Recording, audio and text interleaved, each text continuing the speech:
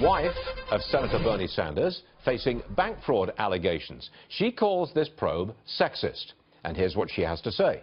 I find it incredibly sexist that basically he, that's the prosecutor, he's going after my husband by destroying my reputation, and that's not okay.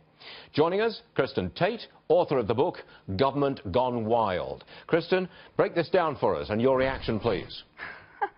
I've just got to laugh at this, Stuart. You know, the sexism card is always the last refuge for liberals with no arguments. This is the same stuff that we've been hearing from Hillary Clinton and her people for months now, that she lost the election because she's a woman, not because she was a terrible candidate who couldn't connect with voters. But, you know, people can see right through this stuff. Jane Sanders is being accused of committing bank fraud by illegally obtaining a loan for a now former college in Burlington, Vermont.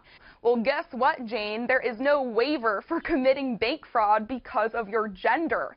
Justice is blind. It doesn't know your gender. It does not know who you're married to. It doesn't know, if you ran for president in the past, and it certainly does not give out waivers because you're a woman. We've got to hold our politicians to the same standards as the rest of us, and if Jane Sanders committed a crime, she's got to be held accountable for it. Well, Kristin, as a woman involved in politics, do you ever feel that you are treated in a sexist fashion because you are a woman? Absolutely not. If anything, I feel like I have an advantage because I'm a woman. Because of the media and this so-called feminist movement, there are so few women who have the courage to come out as a conservative, and the few of us who do, I think, have an advantage because there are, not as many of us saying the message, the conservative message, but there are a lot of women out there across the country who are conservatives, and they like hearing, a conservative message from other females. It's empowering. But unfortunately, because of the media, we don't get enough of those voices. There's a lot being written about identity politics, about who you are as opposed to your policies that you would suggest. Do you think that movement, and I think this has been the case for a generation, more and more stress on identity rather than policy. Do you think that trend has run its course at all? 2016 showed that identity politics are no longer effective. Hillary Clinton's main campaign issue was that she was a woman, and to campaign on that, to stand in front of women and act like the only issues we care about are women's issues like abortion, that is just demeaning. Women are like men, more or less. We care about the same issues. We care about government spending. We care about security for our families. We care about jobs and the economy. And to stand up there and pander to us as if we are a special, group of people, of victims, it's just demeaning, and people see right through that stuff. Okay. So no, identity politics is no longer effective, and 2016 proved that. All right, Kristin, nicely wrapped it up there, but stay with us, please. I've got some more for you in just a moment. Side-by-side video. Organizers behind this year's Women's March return to the streets of D.C. this weekend, this time to protest a controversial NRA ad that's on the other side of your screen. Kristin Tate is back with us. Kristin, what's your reaction to the Women's March? I believe it's like 17 miles long, or they're trying to march for 17 miles.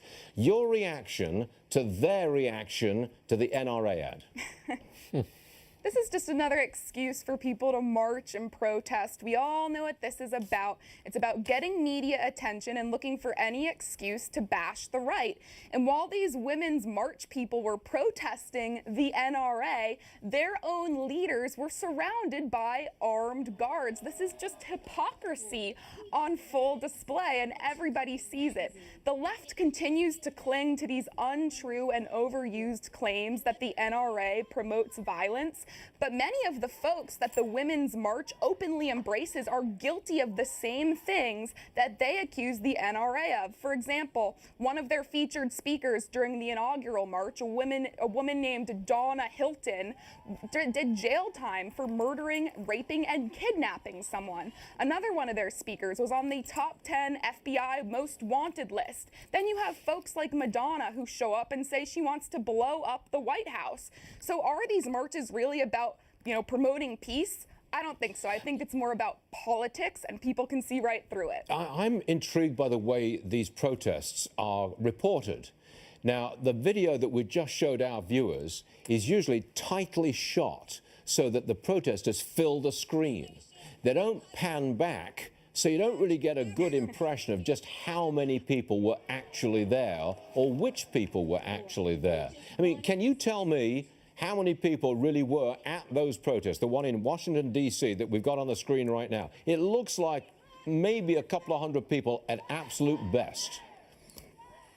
Yeah, it was a big flop. That's what usually happens with these protests. You know, the media builds it up as if it's going to be something really big, and then not a whole lot of people show up to these things. But look, Stuart, if these people really cared about gun violence, they would take their picket signs and they would go to downtown Chicago, where the gun violence is actually happening. It's very easy to march in D.C. surrounded by armed security, but Chicago, that's where people are really getting shot, even though that city has some of the strictest gun laws. This weekend, 55 people were shot just this weekend. One of them was a 10-year-old boy. And people don't want to acknowledge why this continues to happen in Chicago. All right.